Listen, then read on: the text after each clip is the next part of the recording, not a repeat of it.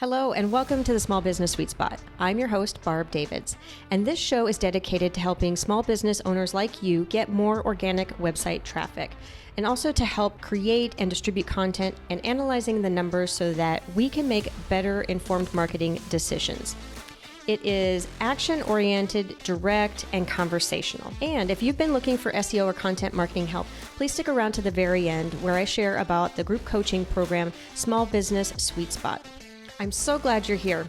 Let's go. Hello. In this bonus episode, we are going to find out about press releases, right, Mickie?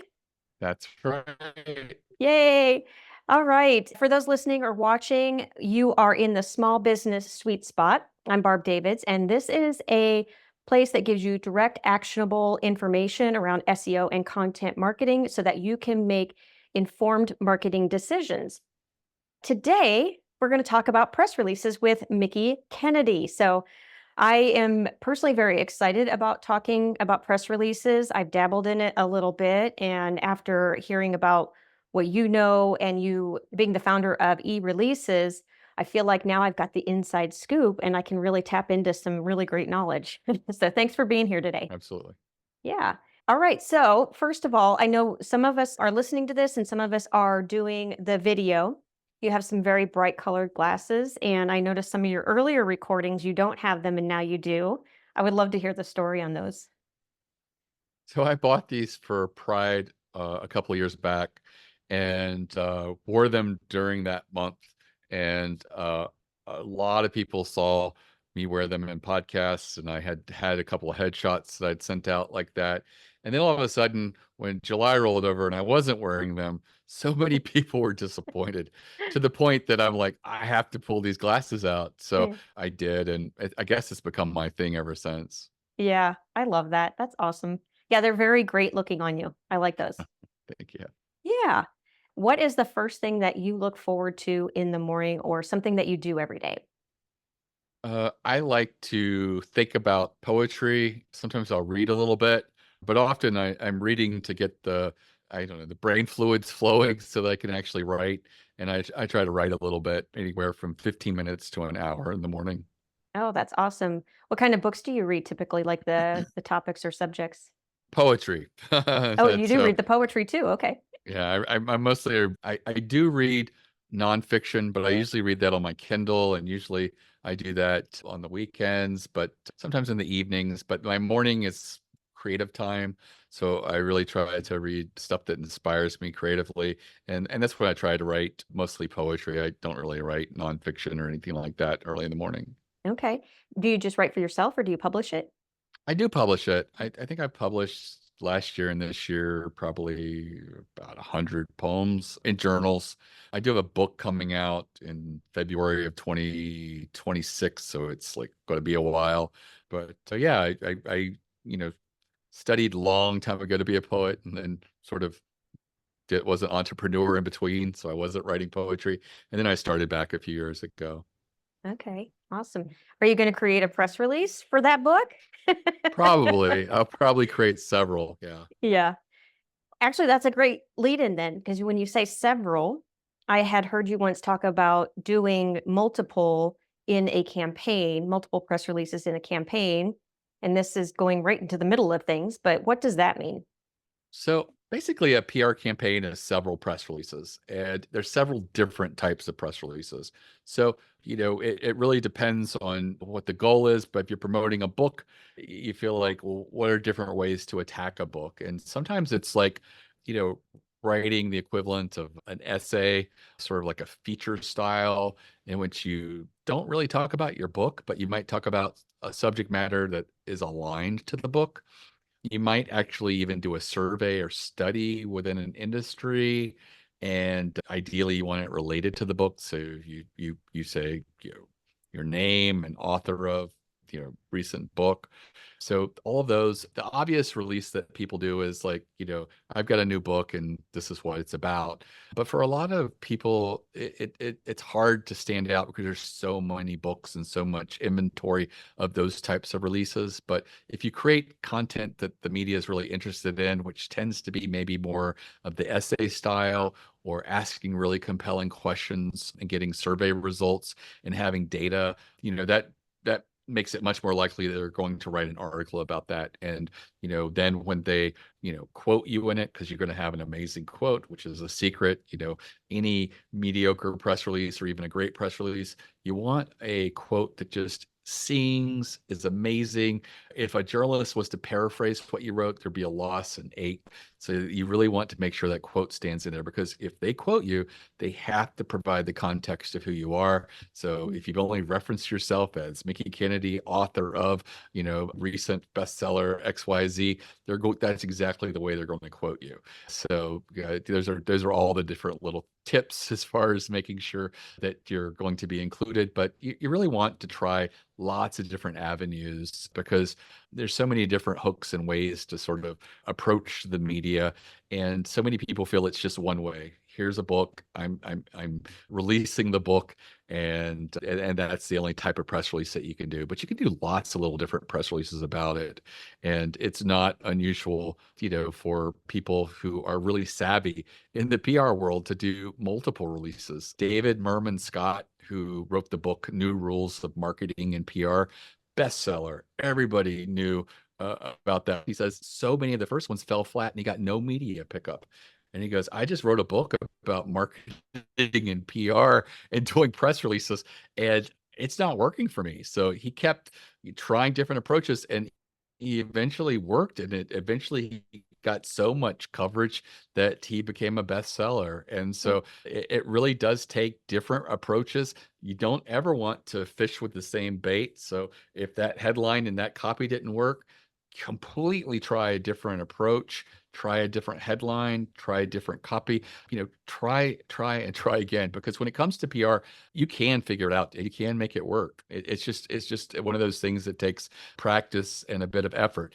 Anybody who comes into it and says, I've done 3 or 4 releases and nothing happened, that often happens and people give up. But if you kept trying at it and you were very strategic and creative with it, you can get pickup. Because if you look in the case of him, David Merman Scott, he probably sold $1 million worth of books or more just by using press releases, probably the equivalent of under, $10,000 worth of distribution over wires and things along those lines. So it can be really cost effective, but you don't want to give up just after a few failures. You want to keep trying at it and keep being strategic. Put yourself in the mind of a journalist and say, what could I do that would make this more compelling for them? They're in the job of determining what their audience would be entertained or educated by. How could I make this message more meaningful and irresistible so that he or she would want to share it with their audience? That is a great tip about the quote, something that I had not heard in that context before. So when you talk about doing multiple press releases, is there any sort of time frame with that in terms of, like, if you do one and you want to try another, is it like so many days between or within a span of time? Like, what's the context for that side? So for many businesses, I say, pick a rate that's works for you. In some cases, it might be monthly or every other month. But when it comes to a book launch, you really have to make a splash within that first 60 to 90 days. So I would be doing press releases weekly, at least, if you're not getting what you want from your press releases, and just keep trying. I was so shocked when I was listening to the audiobook of David Merman Scott, where he just admitted it took a dozen press releases for me to get meaningful results. But once I did, it just was a domino effect, and it just kept building on it. The more coverage you get and the more established organizations write about you, like the Wall Street Journal, Inc. magazine, all of these great publications, it makes it so much easier to get subsequent media coverage. Why do you think small businesses don't think about PR for marketing? I would say, let me back up a little bit. I think it was easier or more thought of years ago, but in today's age, it's not seen as much. Do you have any idea why that might be? I think that the biggest reason is, yeah, that PR and specifically press releases have a reputation of not being effective. Mm, And the reality is that if they're right, I would say probably 97% of press releases don't generate real earned media. And, with those kinds of odds, you're like, well, why bother? And right. the truth of it is you really only need one to effectively move the needle. If it is the right media coverage, make sure that the release has details that fulfill more of a story arc. Great example is one of the most common releases that we get at eReleases is a product launch press release. And if you think about it, it's like it's a new product. It's got to be newsworthy. Mhm. But a lot of times the release is written with here's the new product, here's a list of features, and here's a page to learn more and buy. And for a journalist, trying to fulfill a story arc and to really bring something meaningful across to their audience. And so what are the things that you could do in that to make it more meaningful? Product that you feel is, really, really in your industry. Like, hey, years our logistics solution solves the problem that most of these businesses have, which is they can't get their costs under control and actually operate on a predictable profit. And it's like, whoa, that really makes people pay attention to, if you don't get this right, your business could fail. Another thing that you can do is put elements that would create a story by, for perhaps a use case study. Products don't just come onto the market without people testing them. And so take one of those favorable use case studies and build it out. This company was, not profitable and losing 12% a year. And they integrated our solution, and at the end of the 90-day trial, they saw that they were netting a profit of 5%. And it looks like in the coming months that might reach 9%. And then get a quote by them saying, wow, we didn't realize how much easier this would make our operations. And at the same time, it's really helping us achieve profits that we never achieved in the past, or something along those lines. All of that really gives more of a story arc that a journalist can work with. So not only is the journalist writing an article saying, here's a new product, but they're sharing a motivational story of here's someone who was transformed. This was the outcome, great quote. And then they might list a couple of features, and that fulfills more of what a journalist is looking for. So, don't always write the press release completely in the realm of what's in it for me. We just want to sell more products. Let's focus on just feature after feature after feature. Mhm. No, tug at people human interest elements. People like to relate to other humans. They like to, have stories and things like that. It's one of the things that I point out to people is that on Shark Tank, almost everyone opens with their story, and it's usually like an obstacle they overcame, or sometimes it's they lost a spouse or a family member, or they had a hobby and they were really getting burned out, and they felt like, could I make a business with this? They do this because it really champions that person to us, and we really feel for them. We start to get invested. That human interest is really, really powerful, and it really goes a long ways to get that person to mean something to us. And it really does create that immediate empathy that really gets logic out of the way, and we react emotionally. And if you can get someone to react emotionally to you or your business, they're more likely to want to do business with you, and then try to look for the logical reasons why. I'm going to switch gears just a little bit and talk about the platforms in terms of submitting these press releases. There's free ones, there's paid ones, and I know you have one. Can you talk to the difference between all of them? Sure. So in the US, there is a recognized newswire of press releases. Used to be through satellite feeds and these infrastructure that was directly to newsrooms. Often they would just spit out dot matrix prints, but it has evolved where it's all online now, and most journalists just log in to the newswire. In the US, it's basically a duopoly. It's PR Newswire, which is the oldest and largest, and the other one is Business Wire. There's Globe Newswire, which has never really done a great job of getting journalists to navigate to them. And so they pivoted and they're focusing mainly at publicly traded companies that don't really care about reaching journalists, but they're just looking for compliance with the SEC and making sure that their investors and other people can find their releases on, the financial indices and places like Yahoo Finance and things like that. Hmm. So despite there being just two newswires in the US of press releases, there are a lot of other companies out there, a lot of places that even have Wire and Newswire their name, but they don't have any track record or real strong relationship with journalists. There are the wires that you probably heard of, like AP, Associated Press, UPI, Reuters, Dow Jones, and a few others. They work it by a completely different model. You don't pay them to send a release, and they don't send releases. They send material that they've written and they license it to others. So often it'll be like you'll see in your newspaper. In my backyard, it's the Baltimore Sun, but there might be a breaking Supreme Court announcement that's late in the day. And rather than have one of their journalists write the article about that, they just take the article from the Associated Press and it'll appear there. There's usually AP at the beginning of the article just to indicate that it's from the Associated Press. And they just pay a licensing fee to be able to use that article. These other providers out there that are not PR Newswire or Business Wire or Globe Newswire, they're really not newswires. They don't have the relationship with journalists. Journalists basically fish in PR Newswire's pond and Business Wire's pond. And that's what made it very difficult for Globe Newswire to get any traction, because it requires a journalist to have to go to a third place, and they're busy. They're expected to do more. So they're not very willing to do that. It's easier to stay with two. It does reinforce a duopoly. And as a result, the prices of these newswires are very high. A national distribution on PR Newswire is in excess of $1,500 for a 600-word press release. Every press release that eReleases issues gets a national distribution over PR Newswire. And you don't have to pay anything close to $1,500. It's usually about a third of the price. That's because of the discounts that we have with the wire and the fact that we represent and work with smaller businesses. If you're a large corporation or a publicly traded company and you come to us, we send you directly to the newswire to work with them.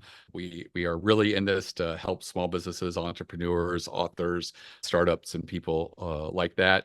And as a result, that's why the wire is so willing to give us such a substantial discount that we can offer this to people.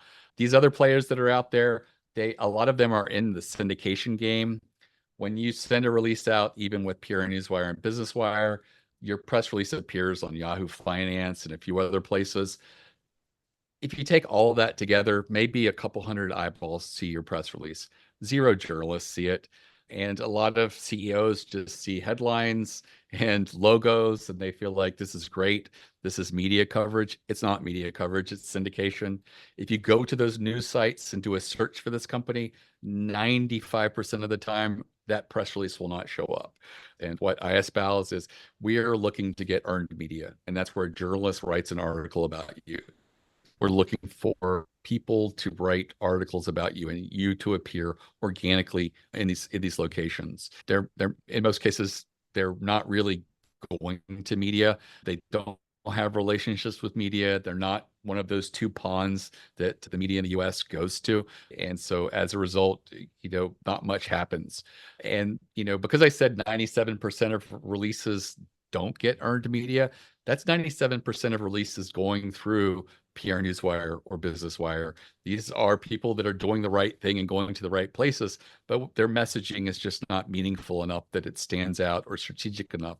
And so if the failure rate is that high for these people, it's pretty easy for these other places to say, hey, spend a lot less with us and you'll get the same experience as PR Newswire, Business Wire. And that's true for like 97% of people. But, I provide education for my clients to focus on the 3% of releases that do get picked up, because there's lots of patterns in those.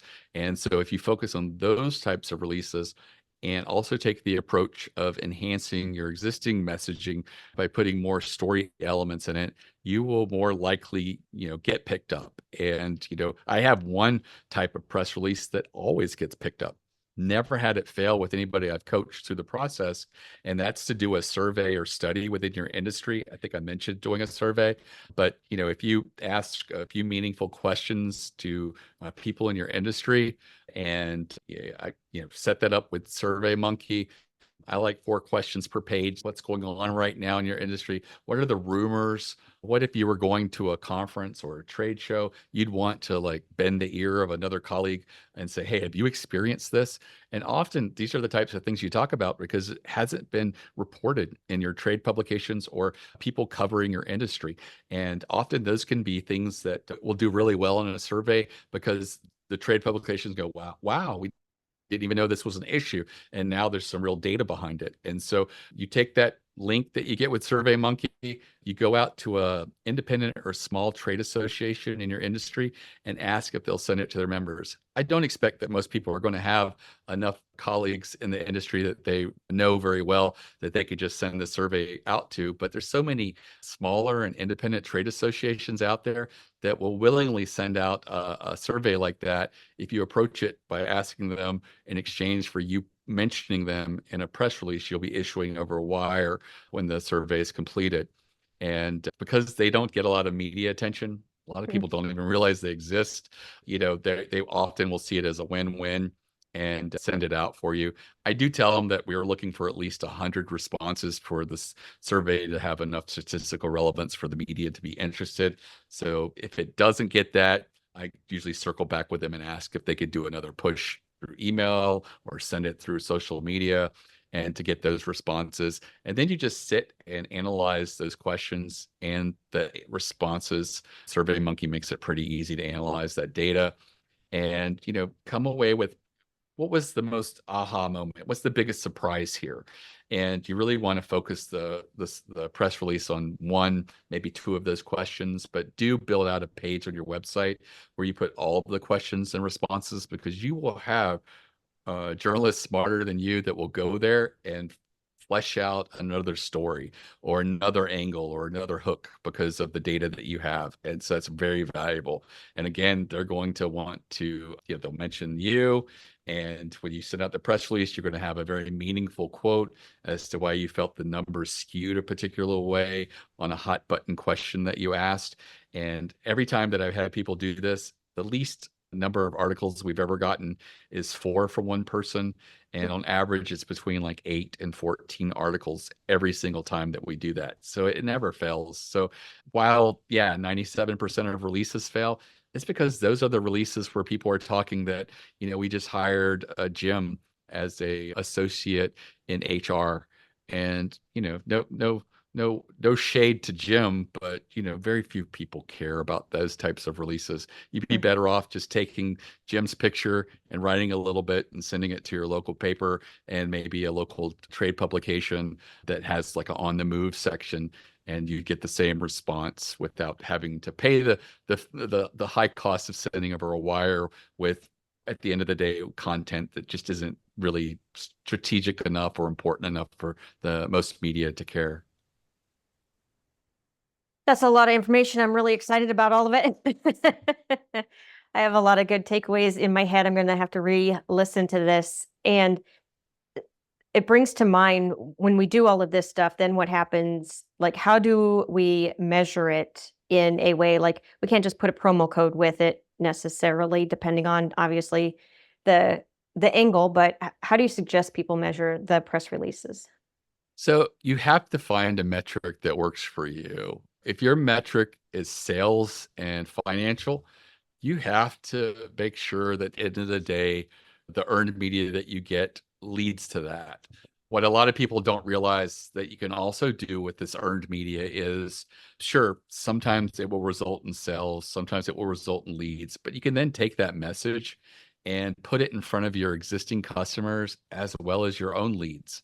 The great thing about earned media is that it converts very, very well. I talked about, this human interest element, humanizing people. Often just getting earned media when a journalist writes about you, it's like social proof. It's almost like an implied endorsement when a journalist writes an article about you. It's like a huge credibility boost. It's a signal of trust. And so when you take that and you put it in front of a lead that you already have, maybe your conversion rates with leads is 20%. If you then take messaging like earned media and put it in front of this population, you will find that you may increase your conversion rate to 30%. You Mm. know, another 50% of people that wouldn't convert all of a sudden will. You can also do this with your existing customers that people go, well, I've already converted them. Why would I bother? And it's churn. Churn happens in every industry. There are people that will leave you just because they've been with you long enough and they feel like we should try someone else, just because.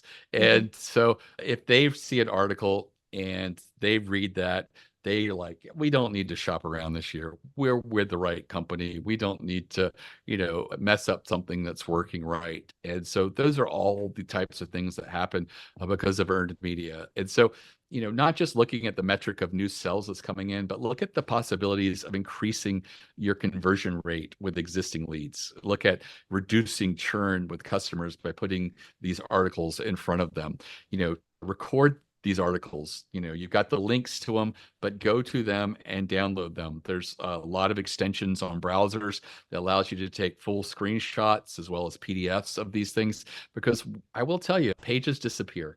And it seems like every 3 to 7 years, a lot of online publications change their CMS, their content management system.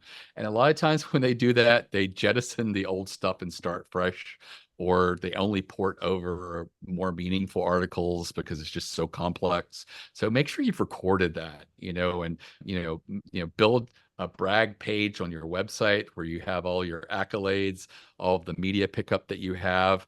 I have a carpet company in New Jersey that came to me one year and said, we've gotten our budget to do a PR campaign next year, one press release a month. And I'm like, are you crazy? You're a carpet company. Save your money. And they're like, nah, I've been budgeted this and I'm going to use it with you or someone else because my boss has already given it to me and I'm not going to give it back to the boss. And I was like, well, I'll take your money then. But I'm going to try to find a way for this to work. And in their case, you're thinking they're a local carpet company in New Jersey. They're not making their own carpets. They're not doing anything really different. But, after doing 4 or 5 releases with no pickup, I just felt guilty taking their money. So we did a mastermind brainstorm session over the phone, and their boss couldn't figure out Zoom. But so one of the questions I asked was, who was their biggest enemy? And they said it was the big box home improvement stores. And I perked up because I thought it was just going to be like Al of the Rug Emporium across the street or something. And what I found is that, they told me the story of how bad the Home Depot and Lowe's of the world are for flooring people, that they actually at Home Depot and Lowe's will call people who have a home improvement license in the state and say, hey, tomorrow at 11 a.m., we have a job to install a 2,400 square feet of carpet. Are you interested? And they're like, a lot of times they just called a roofer.